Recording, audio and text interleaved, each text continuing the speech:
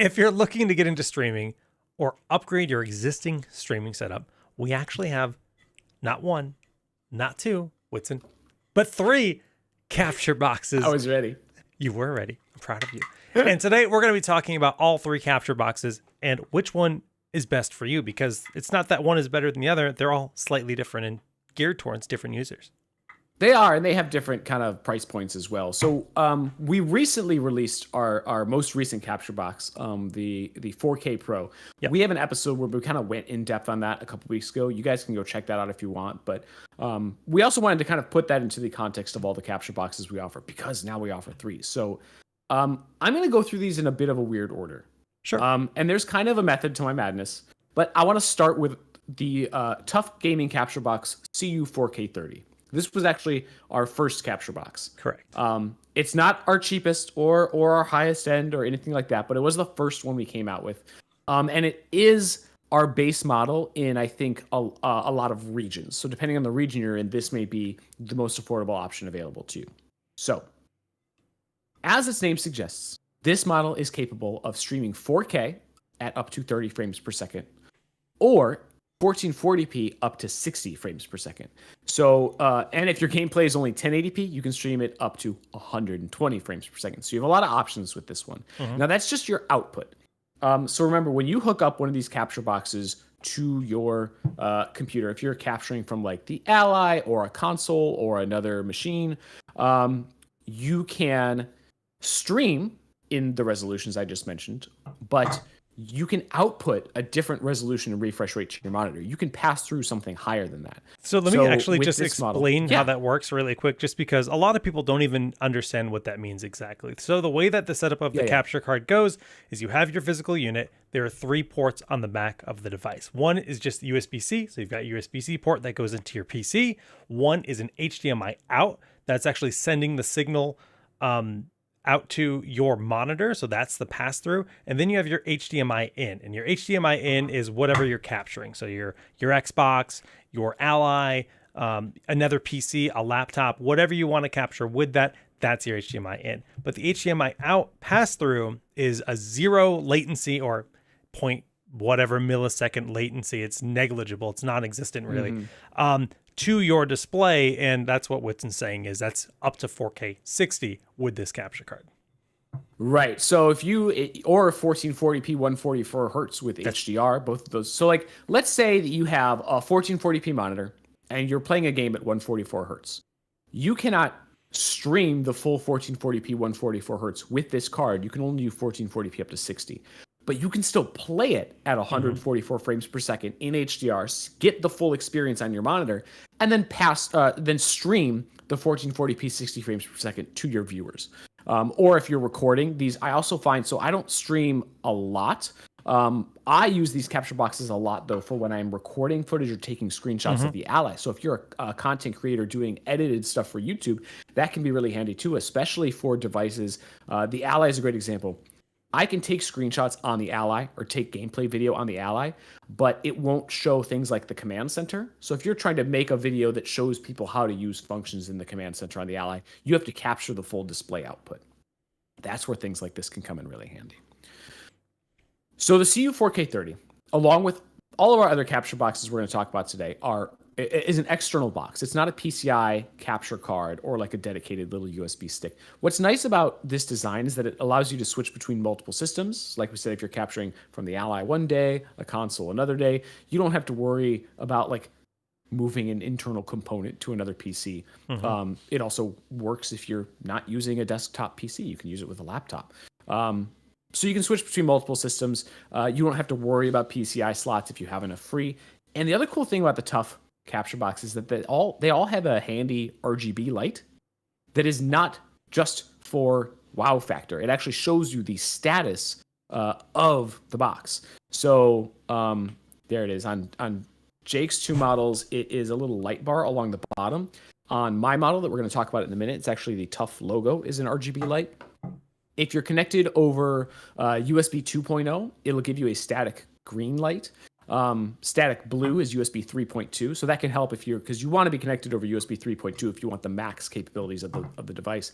That static green light will tell you, hey, you need to connect to a different port or use a different cable or whatever. If you get the blinking orange, it usually means that it's updating the firmware or in the process of connecting. Red will be a HDCP error. So it helps you kind of figure out where, if something's going wrong, where the problem might lie. All of these are also certified OBS Studio compatible, which means that they're guaranteed to work with OBS Studio, but they'll also work with plenty of other streaming software. The CU4K30 has a nice metal design, which means it's really tough, as the name suggests, and helps dissipate heat. Not that it's generating a ton of heat or anything, but it's just a nice feature to have. Mm-hmm. This model retails for $209.99 in the US. Prices will vary based on region, obviously, but for the purposes of comparison, that's what it retails for in the US. So after we came out with the CU4K30, we then released a more affordable model for people who I think a lot of streamers don't necessarily need that 1440p or 4K ability to stream at those higher resolutions. A lot of people are just streaming at 1080p. So if you're looking for something on the more affordable end and in your country that offers the product, this model that I have here is the TUF Gaming Capture Box FHD120. Again, as its name suggests, it supports video capture at 1080p up to 120 hertz. It does support pass-through at 4K and 1440p, 60 hertz. So again, you can pass through higher resolutions and stream at 1080p. You'll notice that the physical build is a little bit different than the models that Jake has and that you see in the thumbnail. This is the top is plastic. Again, we're looking for something a little bit more affordable here. And it just has kind of a different shape. I think it's kind of cool. I like it. But the I/O is the same. You've got your, audio jacks on the front. You've got your HDMI in and out on the back, and your USB 3 port for connecting it to your PC. Yours is like a chunky X-Wing, and mine's a chunky TIE bomber or something. Wow. I don't know. Okay. I got Star Wars on my brain. All right. Star Wars comparisons. I can dig it. Yeah. But so the functional design is the same. Again, as I mentioned, the RGB light is on the top this time, as you can see in that photo. It's going to be different colors depending on the status, which helps you figure out kind of what your connectivity is looking like for that box. Same OBS Studio certified compatible. All of that good stuff. The same benefits of being an external box as opposed to an internal capture card. Yeah, we have links to all three of these in the video description if you want to go and double check the specs for yourself and the features. We're kind of just running through the basics here. Now, the thing about the FHD120 is that it is not available in the US. It is available in other regions. I don't have a full list. I know it's available in some like Asia Pacific regions, for example. The price is going to vary based on region. So even though it's not based in the US, I'm going to give you a US dollars figure for this just for the purposes of comparison. The CU4K30 that we just talked about, $209.99. This one's more like 160, 170 US dollars, or the equivalent in the region that you're buying it from. So I don't have an answer as to why this is not in the US. A lot of those decisions are made just based on what they think will sell, what that region purchases from HQ, things like that. So I don't have an answer. I just know that one didn't end up coming out in the US. But the CU4K30 is actually more capable. I think you have the only one in the US. I don't think the US I might have the only one in the US. Yeah. No, they didn't. Yeah, they sent us this and then it didn't end up coming out. But I use it for the Ally, so it's very handy for grabbing footage from the FHD120 is spot on. Yeah, that's true, because the Ally is the exact performance metrics of the Ally. Yeah, it works out really well. I needed something that could capture from the Ally for our streams, and because we do a lot of Ally streams here, guys. If you're not following us on YouTube or Twitch, do so. We do not only Ally game streams, but we're also been showing off and laptop game streams and stuff. But we've been doing a lot of guides for the Ally, showing you how to make the most of that handheld. So follow. There's always more coming soon. YouTube gaming streams coming very soon. Also that, yeah. All right, I have a lot of allies. I have 2 allies actually. Pitiful. I have 3. Well, we'll just see how that goes in the future for you. I'm just going to tell them to send me more just for the bragging rights. All right, let's look at the last capture box here. The most recent TUF Gaming capture box. This was just released recently. This is the TUF Gaming capture box 4K Pro. Jake has one of these. It looks very similar in design to the CU4K30, but if you put them next to each other, Jake, one of them has a bit of a darker metal look.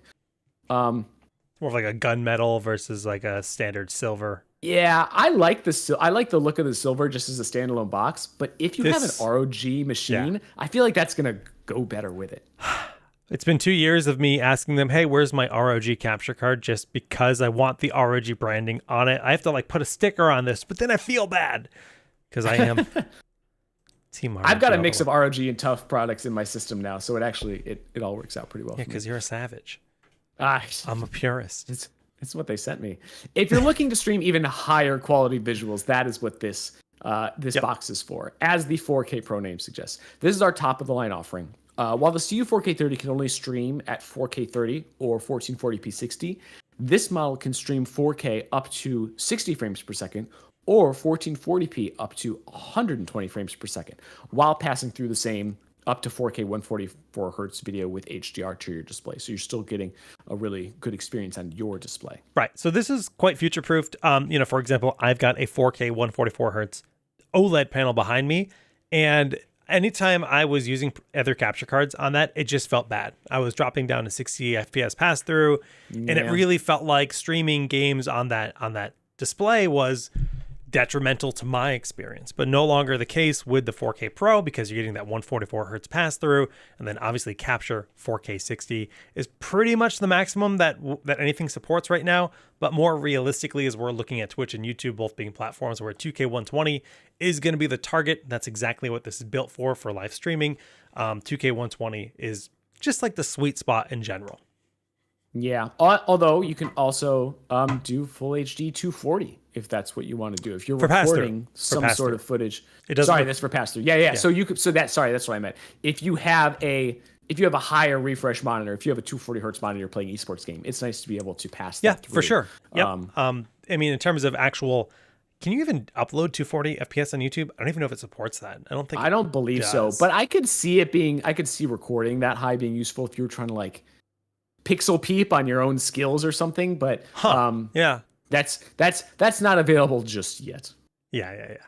Regardless, Quarky02 says your mismatched branding on your capture card. It's a pretty tough situation for you to be in. I'm not quite a dad yet, so maybe I don't appreciate it enough, but the bad puns. I got you. I was doing the dad jokes long before I had kids. So this is useful, especially, like Jake said, if you're streaming to YouTube with like AV1 encoding, you want to offer your viewers a higher frame rate stream, this is the box to go with. We did, again, like I said, do a standalone episode of ROG Pulse with this a few weeks ago, so you can go back to that for a deeper dive. This one retails for $259.99.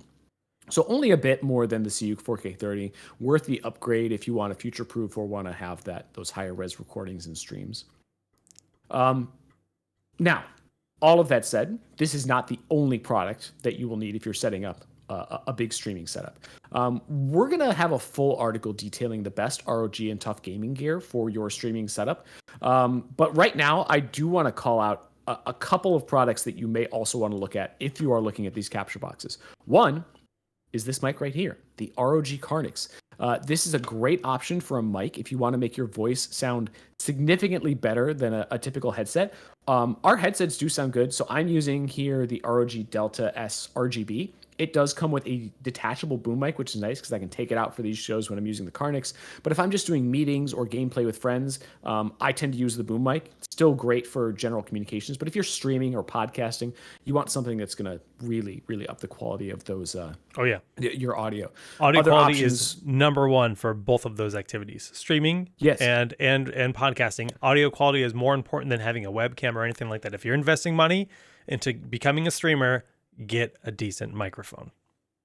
In college, I took some like video production classes and stuff, and I will never forget them telling me, people will watch bad quality video.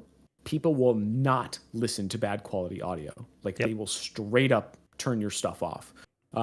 Which is why having a good mic is so important and why I wanted to bring that up today. You will still want headphones, so I do recommend one of our headsets, especially the ones that either have a built-in mic, like the ROG Delta S Wireless, or something that has a detachable boom mic like the Delta S RGB here, or the Delta S Animate, which has the anime matrix on the side, which is really cool. I'm not cool enough for one of those apparently, but Lane has one if you've watched our streams with Lane before.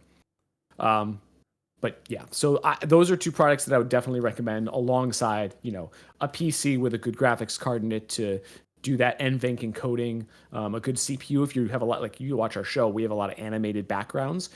That stuff gets offloaded to the CPU. So a good CPU is important if you tend to have a lot of that stuff going on in the background. If you have a more basic stream, important. It also depends on the game you're playing. Some games use more CPU than others, True. Right? I play a lot of World of Warcraft. That game uses almost no GPU. It uses all CPU, right?